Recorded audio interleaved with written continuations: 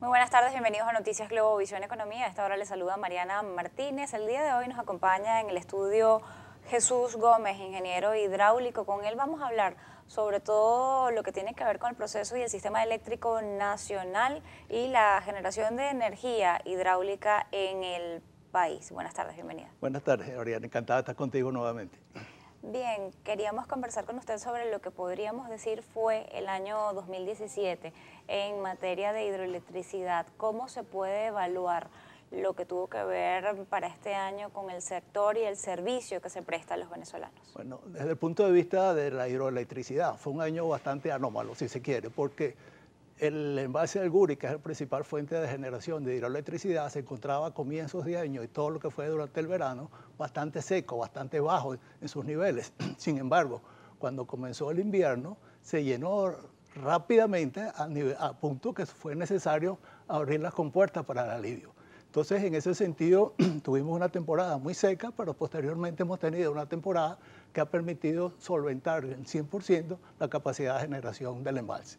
En medio de esas condiciones que usted señala, enfrentó sobre todo lo que tiene que ver con la represa del Guri, en este caso hubo incluso un desbordamiento de lo que tiene que ver con esta represa, se anegaron las áreas aledañas a la zona, sin embargo, sigue persistiendo cortes eléctricos en el país, sigue persistiendo el racionamiento eléctrico nacional.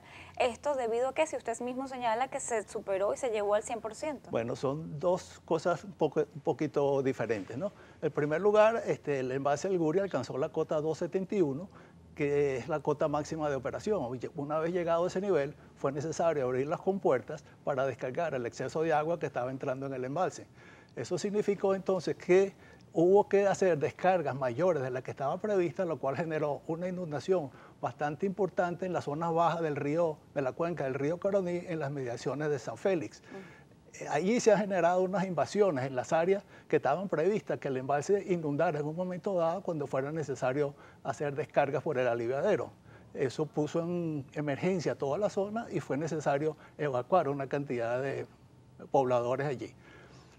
El problema de los racionamientos que siguen existiendo ya no es por la capacidad de generación de Guri, sino por otra cantidad de aspectos relacionados con el sistema eléctrico nacional, como son el sistema de transmisión de baja tensión, las subestaciones y, por supuesto, las plantas termoeléctricas, con dos puntos de vista. En el primer lugar, las plantas, muchas de ellas están fuera de tiempo de obsolescencia, con lo cual pues ya es necesario sustituirla, y por otra parte la falta de mantenimiento y finalmente la falta de combustible que son necesarios para incorporar en la capacidad de generación.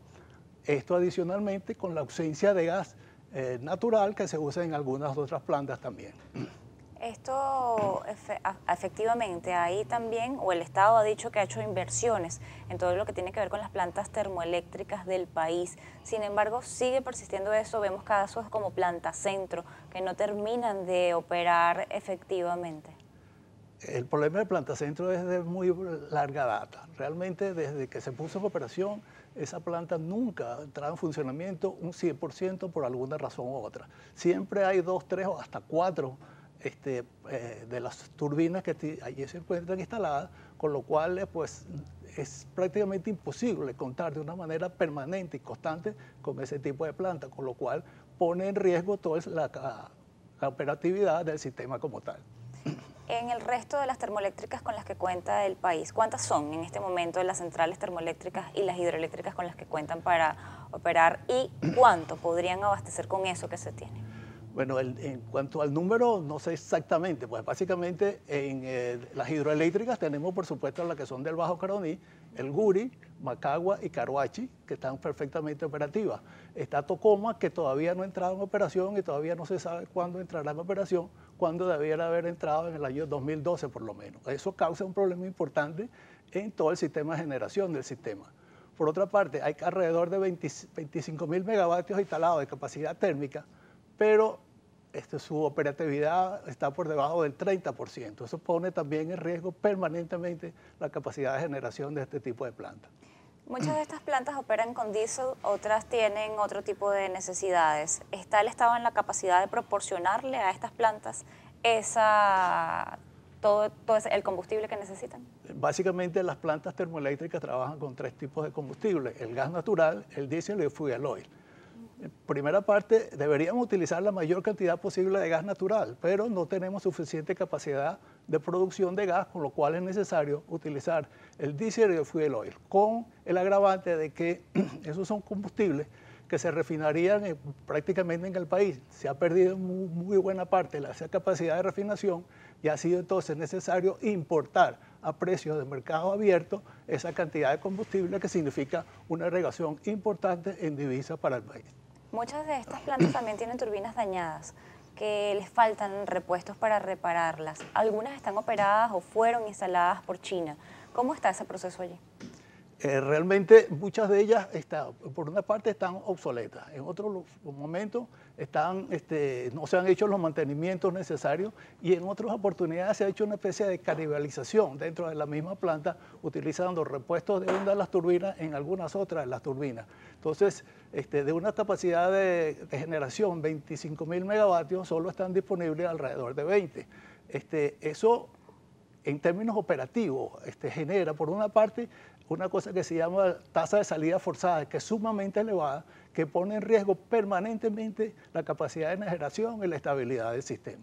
Eso lleva, por supuesto, a los apagones que vemos frecuentemente y obliga a los operadores a hacer racionamientos permanentes durante toda la operatividad del sistema. Ya cuando vas al proceso de distribución, el tendido eléctrico nacional, ¿en qué condiciones se encuentra? Bueno, el tendido eléctrico nacional tiene varias características. Pues primero tenemos la red troncal, que se origina en el Guri, básicamente, que llega hasta el centro del país, y allí se bifurca tomando tensiones menores de 400 megavatios, microvoltios, y después 230 y 120. Esto muchas veces actúa como un cuello de botella, puesto que en un momento dado todo el sistema del Bajo Guaraní tendría mayor capacidad de generación, como ocurrió este año. Sin embargo, se ve limitado por el control de la transmisión que existe en este tipo de cosas. Es necesario también acometer permanentemente el mantenimiento de estas líneas. Vemos que se producen incendios por debajo, con lo cual genera un calor excesivo y las plantas y las líneas se caen. Por otra parte, se permite que se generen vegetación a lo largo de las líneas e inclusive en las mismas líneas, y es necesario entonces también trabajar en los aisladores, que muchas veces se pierden por exceso de suciedad o por falta de mantenimiento, sencillamente. Bien, vamos a seguir conversando sobre este tema, lo haremos al regreso de la pausa, ya volvemos. Seguro, gracias.